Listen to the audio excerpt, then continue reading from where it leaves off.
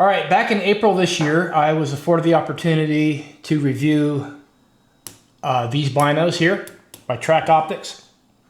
I had never heard of them before. The terms of the review, or terms of reviewing these binoculars, is that I had to give a no BS review, and I had to provide plenty of B-roll footage showing these things in use. And for me, neither one of these was going to be a problem. And I was looking to upgrade my binos anyway, so who would turn that offer down? In full disclosure here, I did not buy these binos. Conversely, I am not paid, I am not sponsored.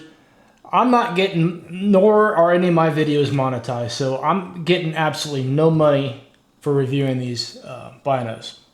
No shilling here.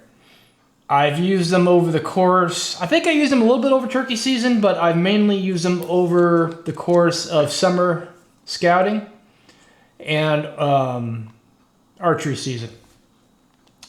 And I think I've learned all I'm going to about these, so I figured I'd go ahead and do my review now.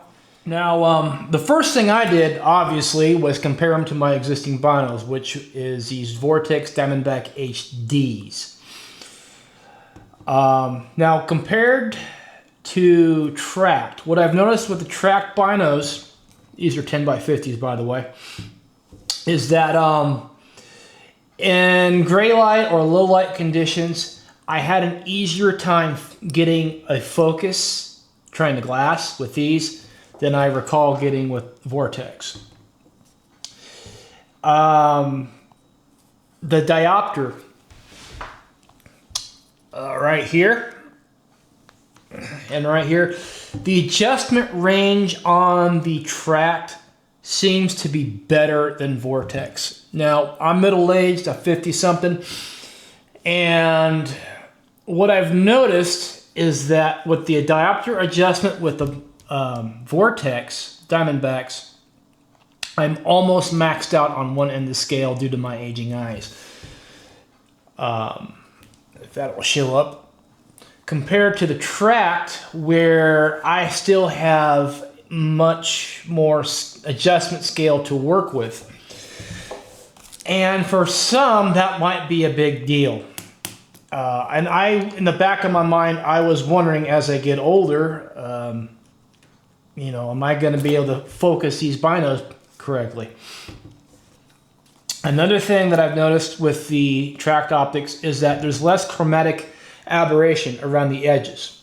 So as you're glassing, you'll see less distortion with these. So by comparison, these $750 pair of binos versus these 200 something, hands down, these are way better. So if you're upgrading over, you know, high-end budget or low-end mid-range, however you want to classify these, if you're looking to upgrade over these to this, that is a clear upgrade. No, hands down, way better. Now on the subject of Vortex, since we're comparing Vortex, I think a fair comparison to these Tracts would have been the Vortex Viper line. I don't have access to those. I have thought about just taking these into a Sportsman's Warehouse or Cabela's or something and go to the counter and ask for a pair of 10x50 Vortex Diamondbacks and just compare them over there at the counter. But I've moved and I don't live anywhere near a retail like that, so I don't have access to those binos anymore. And haven't actually glassed through a pair of Vortex Vipers. That does bother me. So, and it leaves this niggling doubt, you know, as to apples and apples comparison. Now, there is a point to be made here in terms of Vortex, is that Vortex is really budget, lower end optics, and I guess these Diamondbacks count as that. These are made in China. Vortex's mid-range is made in the Philippines. All of Vortex's high-end binoculars, which cost about $1,000-ish, those are all made in Japan. Tract Optics, these ones, these 10x50s, they're made in Japan. So, and Japanese optics are known to be really good. So that might be an indicator as to the quality of a Viper versus these Tracts. You're going to have to make up your own mind with that. I can't definitively say if one is better than the other. I haven't looked through them both. I wish I had, and it bothers me. Now, in reviewing these, I didn't want to rely on just my own eyes. I asked a couple guys that I know who are longtime hunters, you know, to look through these things and ask them what they thought. So one guy I know, he has a pair of Swarovski SLs, I think they were. They have a built-in rangefinder. He says they're about 10 years old, but they're Swaros. And between these and his Swaros, he couldn't really tell the difference. Another guy I know who I hunted with recently, we were out glassing one morning, and I asked him to take a look through these. And we sat there glassing off a truck bed. You know, if this is a truck bed, we're just sitting there glassing like this. And we passed the binos back and forth a few times. He went through, he picked up his Swaros, and then he went and picked up the Tracts and vice versa. So we were both swapping binos, glassing for elk. And it was really hard to tell the difference between the Tract and the Swaros. I hesitate to say they're exact equivalent, but the difference, if there was a difference, it was very negligible. So I guess that's another indicator as to bang for your buck with these things. Now, having used these things for several months, there are things I liked and the things that I didn't like. Now, the things that I liked, one is the barrel hinge on these has not come loose. Whereas on these Diamondbacks, I'm constantly readjusting the barrel hinge because they move around on me. These haven't really done that. And I've noticed that the diopter adjustment on this thing is a little bit more tactile. There's a very slight, you can feel it as a very, well, I'm not feeling it now. There it is right there. There's a very slight, I don't know, almost, I won't say it's like adjusting a turret on a scope, but when you adjust the diopter on these Tracts, you do feel it more than on these. So when you adjust these, you know you're adjusting them.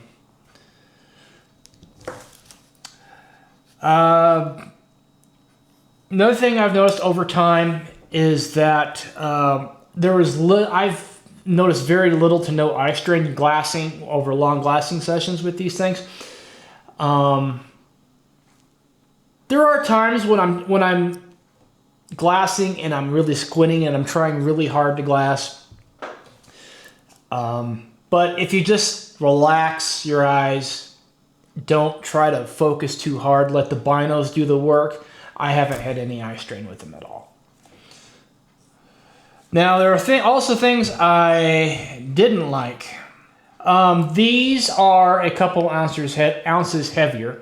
So if you're an ounce weenie, there's that. They are slightly heavier. Is it enough of a difference to make a difference? Just handling them like this, I do notice a difference. These are slightly lighter. And I think that is because of the rubber coating on these binos. These are armored. Rubber, I'm guessing they're armored, but they have a very squishy rubber coating on them that the Vortex do not. So I think these are better armored for drops and bumps and stuff. And that's probably where the extra weight comes from, aside from the fact that these are a little taller than the Vortex. Right there. They're slightly taller. So they are slightly heavier. both those things combined. The other thing I didn't like about these is when they're brand new, they have this rubber smell to them, but it wears off, thankfully. And the other thing I didn't like, but it took some getting used to, is when starting out using these things, the eye relief is a little bit more exact. And I think maybe it's because these are lower budget or lower quality optics, that the eye relief on these is within a certain range, so it's a little bit more forgiving, whereas the eye relief on these is a bit more exact. And what I found through usage with the eye cups all the way out is I would place this top edge right up below my eyebrows, and it's almost like an anchor point during archery. I found that if I just adjusted these or put them up to the same anchor point every time, then I didn't have an eye relief issue with these things, and they worked out much better that way. Is it worth the $744, at least last I checked on Amazon? Again, if you're upgrading over mid-range optics, budget to low-end mid-range optics, like these, this is definitely worth your money, for sure. Now, if you're, and I fall in this category too, if you're a Vortex fanboy, and I'm halfway there, all my rifle scopes have Vortex scopes on them. So, count me in with the fanboy group. If you're looking to stick with Vortex because of the warranty and all that, and I'll get to that in a minute, and just for the brand familiarity and trust, I cannot definitively say if upgrading or changing to these over Vortex's Viper series binoculars, I can't say whether or not that is as good of a deal. But to weigh against that, again, from two other hunters I know, these are dang near close, if not equivalent, to Swaros. So, and on that, if you're going to look at it from that perspective, $744 sounds a heck of a lot better than $1,000. Which also leads me to the manufacturing. Again, Japanese, and Vortex's high-end optics are made in Japan. So I'm inclined to think these are worth it over the Vipers, but I hesitate to say that. Now, there is a thing about purchasing and warranty as compared to Vortex, and I know I'm comparing this thing to Vortex left, right, and center. You can only purchase Tract optics from Tract themselves directly through their website or through their Amazon vendor. I have not seen these at Cabela's. I have not seen these at Sportsman's Warehouse or Bass Pro or anything like that. So you have to order it from them directly, one way or another. And as for the warranty, I'm just going to throw up a screenshot of the warranty. It looks pretty similar to Vortex's. So that's a plus in your field. You read it, decipher it yourself. I'm not going to interpret that for you. It's right there on your screen. And now I kind of wonder if I'm going to be able to keep these or I'm going to have to send them back. I'm assuming I'm going to have to send them back, and then I'm going to have to upgrade my binos, because after using these for several months, there's no way I'm going back to this. All right. Have a good one.